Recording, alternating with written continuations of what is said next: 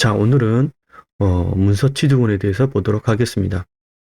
무진, 을묘, 을류, 개미 사주가 있고 대운은 임자대운이고 신축년운을 보도록 하겠습니다. 이 사주는 제 블로그에 올렸던 사주이므로 참고하시기 바랍니다. 자, 이 사주가 임자대운을 보게 되면은 당연히 제목 그대로 인성운이죠. 문서 취득할 수 있는 운이 됩니다. 어, 그렇기 때문에 뭐 당연히 이 대운 안에는 29대운이니까 이 대운 안에는 문서를 잡을 확률이 크겠다 이렇게 알 수가 있죠. 그런데 언제 어느 때 사느냐가 중요한 거죠. 어느 세운에 어느 분기에 사는지 우리가 그걸 알 수 있는 게 알 수 있어야 되겠죠.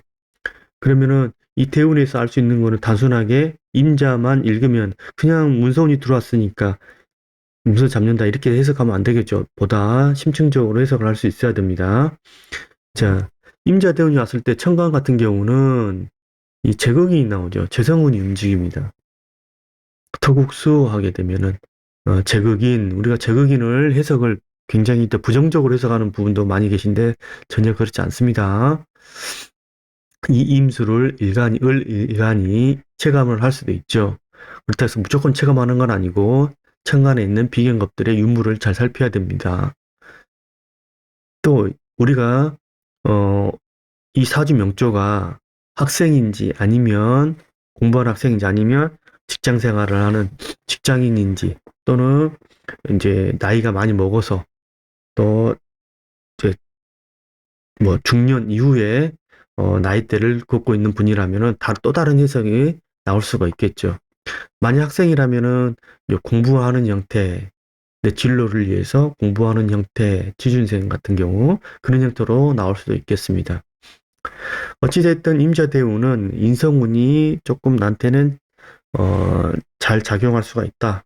이렇게 볼 수가 있고 신축년은 운을 보겠습니다. 신금은 나한테 편관이죠. 편관이 오게 되면은 원래는 편관 자체는 일간을 좀 괴롭히는 인자죠. 편관 칠살이 되기 때문에 하지만 이 편관이 신축년에는 당연히 을목을 이렇게 비견을 제압해주는 맛이 있습니다. 어떤 분들은 금생소에서 문서운 취득 아니냐 이렇게 볼 수가 있는데 전혀 그렇지 않습니다. 자기 밥이 있으면 밥을 먹으러 먼저 출동하기 때문에 금생수보다는 빠르죠. 사람들이 오해를 많이 하고 계시는데 이 부분 정확히 짚어드립니다. 생보다는 극이 먼저입니다. 자, 그럼 이 신금은 나한테 편관칠살이지만 이때는 경쟁자를 제압하기 때문에 경쟁력 확보 이렇게 우리가 해석을 할 수가 있죠. 이게 나한테는 관이기 때문에 어떤 뭐 본명이면은 일 회사, 뭐 남자 배우자 이렇게 관련된 이벤트를 우리가 예상해 볼 수가 있겠고 학생 같으면 학교 이렇게 뭐 이게 나올 수가 있겠지만 자, 이 신금의 출처가 어디입니까? 여기는 일지죠, 일지 배우자짜리이면서 또 안방을 나타내기도 하죠. 배우자와 이성 친구, 배우자와 안방과 관련된 이벤트로 우리가 해석을 하면 되겠습니다. 단순하게 관으로만 해석하면 안 됩니다. 절대로. 출처가 어디에서 나왔느냐를 따져야 됩니다. 반드시. 자, 그 다음에 중요한 이 축토 있죠? 축토. 이 축토는 나한테 편제가 됩니다. 편제가 되면은 이것만 보고 금방 우리가 저한테 교육을 받으신 교육생분들은 금방 알 수가 있죠. 아, 어떤 일이 벌어지겠다. 이 세운에 금방 알 수가 있는데, 자, 편재운이 왔다는 거는 긍정적인 현상이죠. 아무래도 편재운이 왔다.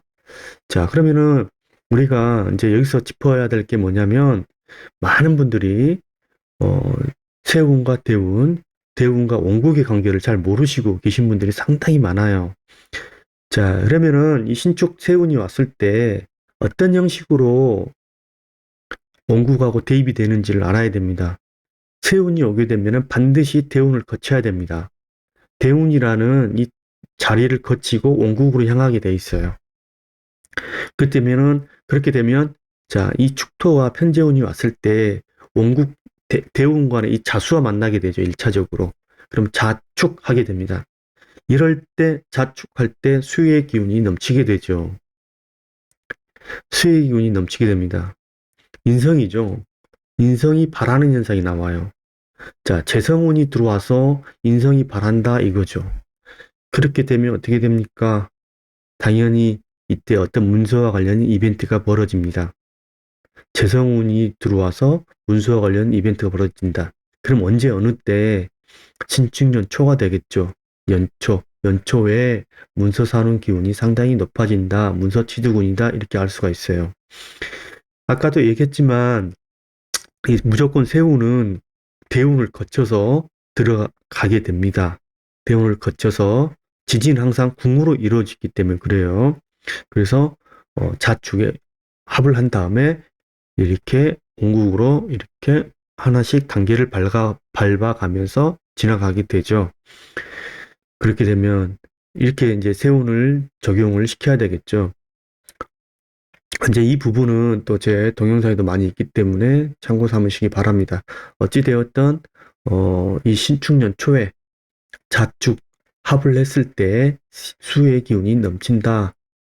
자, 이 경우는 단순하게 합을 했기 때문에 수의 기운이 넘친다 이렇게 보면 절대 안 됩니다.